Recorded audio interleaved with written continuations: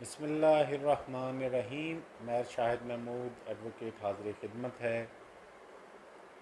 63A of the constitution ہمیں 18th amendment کے بعد انٹروڈیوس کیا گیا۔ اس وقت پریزیڈنٹ آف پاکستان نے سپریم کورٹ کو ایڈوائز کے لیے ریفرنس سینڈ کر دیا ہے، اور سائملٹینیسلی سپریم کورٹ بار ایسوسی ایشن نے ایک petition with regard to the incident جو سندھ ہاؤس میں ہوا اس کی بابت اور نو کانفیڈنس میں انٹرفیئرنس کی بابت سبمٹ کی۔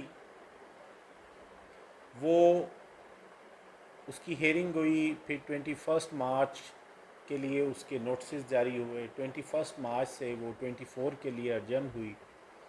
اب 24 کو اس کی ہیئرنگ ہونا باقی ہے، اور جو ریفرنسز پریزیڈنٹ آف پاکستان نے for seeking advise for seeking interpretation of 63A بھیجا ہے، اس کی بھی ہیئرنگ 24 کو ہونے والی ہے۔ اب یہ دیکھنا ہے کہ ریفرنسز کس بابت بھیجا گیا اور 63A کیا ہے۔ ریفرنس میں پریزیڈنٹ آف پاکستان نے یہ سیک کیا ہے کہ کیا ان کی پارٹی کے جو عہدیداران، جو ممبر، اگر پارٹی ہیڈ کی ڈائریکشن کے انگیسٹ کوئی ووٹ ڈالتے ہیں، نو کانفیڈنس میں ووٹ ڈالتے ہیں، تو کیا ان کی نااہلی لائف ٹائم ہوگی؟ کیا وہ صادق امین کی ڈیفینیشن میں آئیں گے؟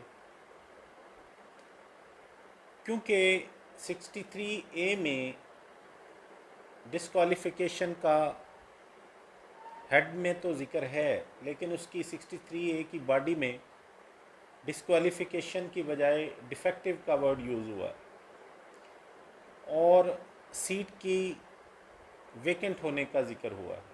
پروسیجر 63A کا شارٹلی ہم ڈسکس کرنے والے ہیں کہ اس میں اگر گیون جو گراؤنڈز ہیں، جس میں سب سے پہلے کہ اگر پارٹی کا وہ ممبر اپنی ممبرشپ سے ریزائن کر دے، یا کسی دوسری پارٹی کو جوائن کر لے، یا وہ ووٹ دینے سے انکار کر they as per direction of the party head, یا as per direction of the party head وہ ووٹ ایز اس کی وائلیشن کرتے ہوئے ووٹ ڈال دے۔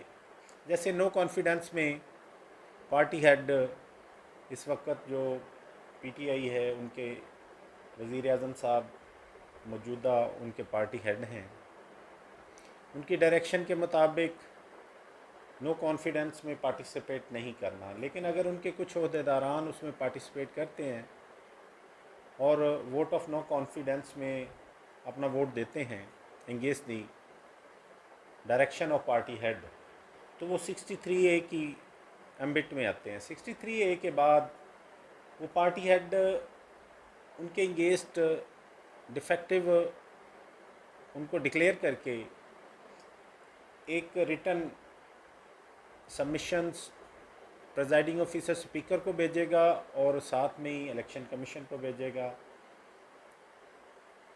اسپیکر اس کو 2 دن میں الیکشن کمیشن کو فارورڈ کرے گا، اور الیکشن کمیشن اس کو ودن 30 days اس پہ پروسیڈنگ کر کے اگر وہ فاؤنڈ کرے گا کہ واقعی اس نے پارٹی ہیڈ کی وائلیشن، ڈائریکشن کی وائلیشن کی ہے، تو وہ اس کو اس ڈیفیکٹیو ڈکلیریشن کو کنفرم کر دے گا، اور سیٹ ویکنٹ ہو جائے گی۔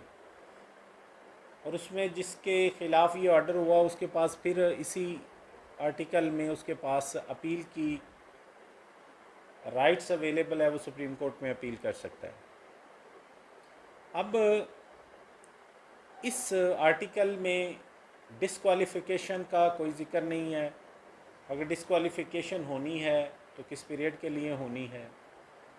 کیا صرف اس حد تک وہ ڈسکوالیفائی ہوگا کہ کیونکہ اس نے تحریک انصاف کی ٹکٹ پہ الیکشن لڑا تھا، ओनली टू दैट एक्सटेंड वो डिस्क्वालीफाई हो जाएगा और सीट वेकेंट हो जाएगी। क्या